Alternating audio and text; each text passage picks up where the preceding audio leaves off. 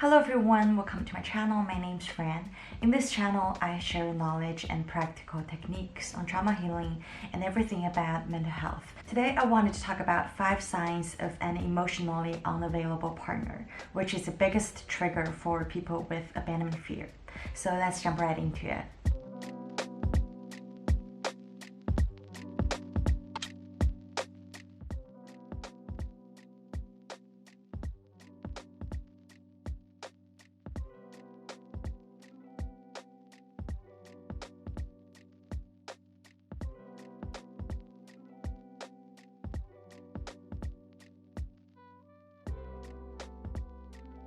They are unstable and unpredictable. One minute he's really sweet and caring, you feel like, well, you have met the right person. But next minute he might turn really cold and really distant and really rejecting. And in a way that it doesn't really make sense because nothing has really changed. And this kind of unpredictability really sets you off. Like, you don't know when you're gonna be ghosted. You don't know when you're gonna be rejected. You don't know when they're gonna be emotionally available again to you.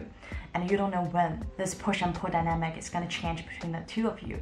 But it's rewarding in a way that you get hooked. You find it hard to let go because there might be some potential that things can turn good. There might be some potential that things can improve because there had been some past moments that you feel connected. You feel like you're being accepted and loved and cared for by this person. Their personality is weakly structured. That's why they don't have this stable core within themselves.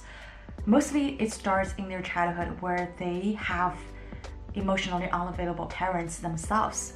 Like, they are not allowed to fully explore and express their emotions. They are not taught to be okay with their emotions, so that they are like severely cut off from some parts of themselves. They're not integrated to build this coherent, this strong and solid sense of self. So it can be shown as this inconsistency and conflicts in their personalities and in the way that they make choices.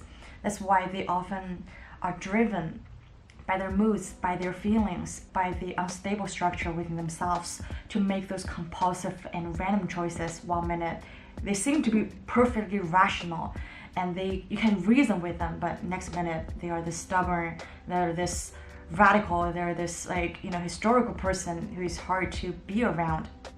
That causes you to really walk on eggshell, and it really sets off our deepest fear of being abandoned, because you cannot count on this person to show this consistent love and care for you enough to stay in your life. The 4th sign is that they avoid moments of intimacy. Maybe on the surface, both of you have agreed to be committed to the relationship, to make it work, to be devoted to each other. But you just have the sense that you're being occasionally pushed away by this person whenever you're getting close.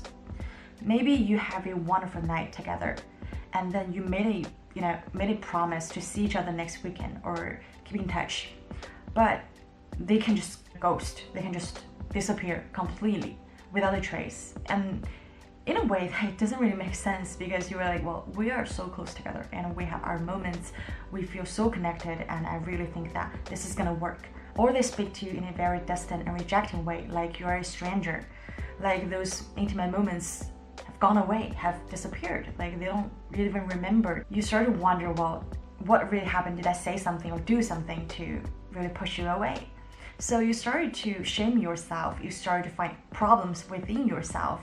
And this kind of self-doubt is really detrimental, because for people with abandonment trauma, we tend to really think it's a reflection of us. Their rejection towards us is a way saying that you are burdensome, you are a terrible person, you are flawed and defective, you don't worth of being loved. Instead of objectively assessing, there might be their issue with intimacy, there might be their personality, it might be the dynamic of this relationship. It's not because of us. For people who have their issues with intimacy, most likely they grew up in families where either they are engulfed by the intimate relationship they have with their parents, by overly controlled parents, where they are forced to give up who they are, to adapt to the parents' emotion, to take care of their parents, so that they equate being intimate with losing themselves.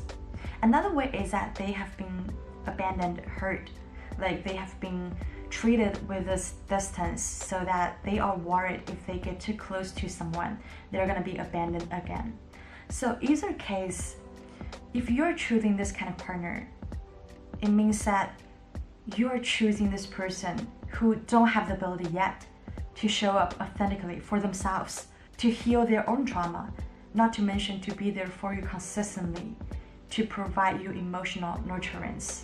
The third sign is that they are scared of emotions, both yours and their own. This can show up in two ways. The first one is that they are conflict averse, because in conflicts, there are a lot of strong emotions, intense emotions going back and forth, right?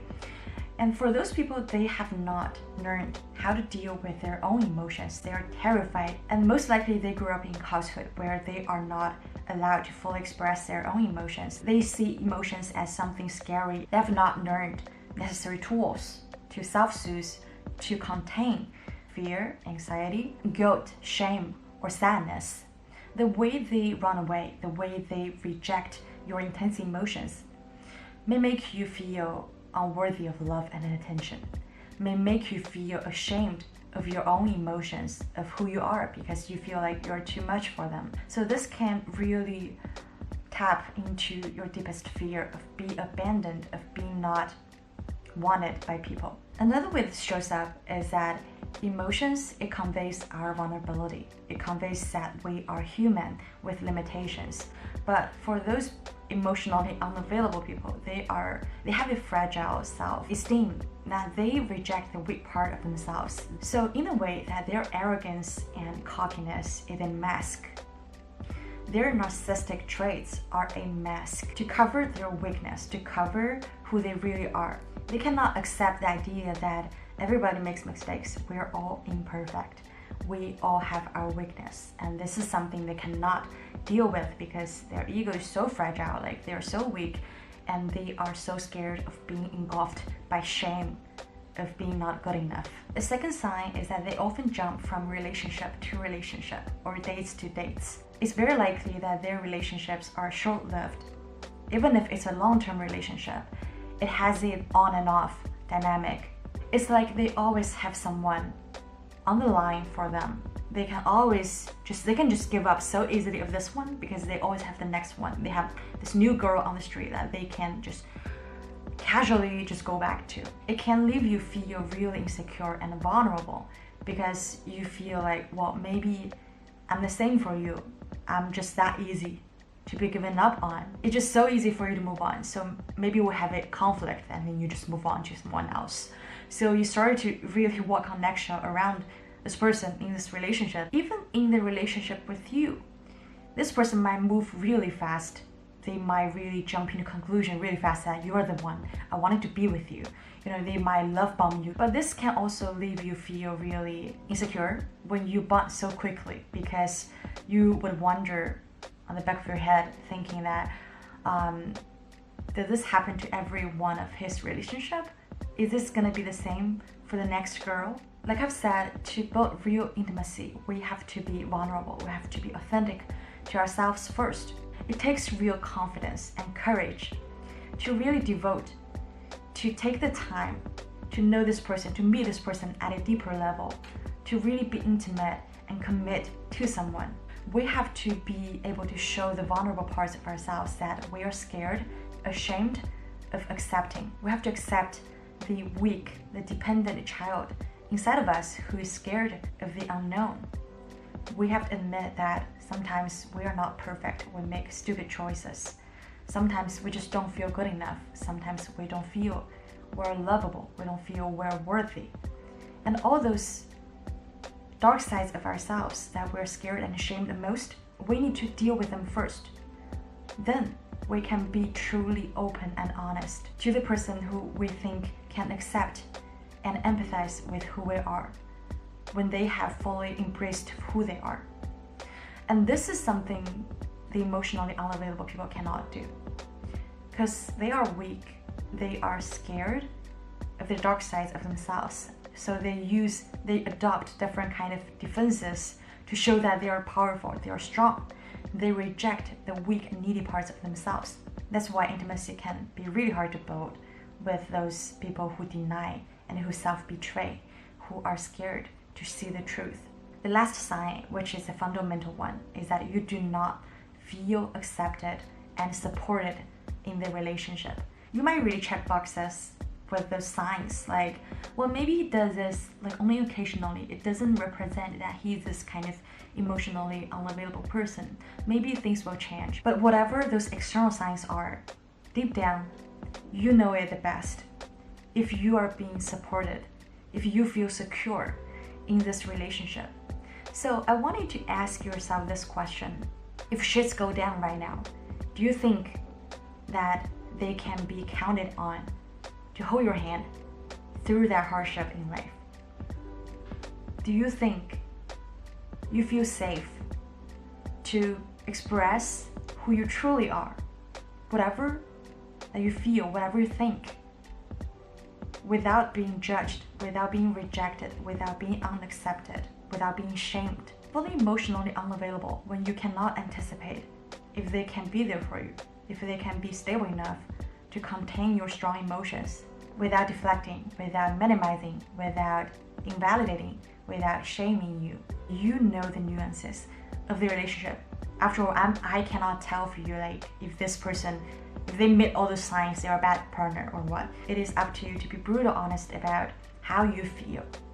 After all, like how you emotionally and physically feel towards this relationship, towards the safety that you experience in this relationship.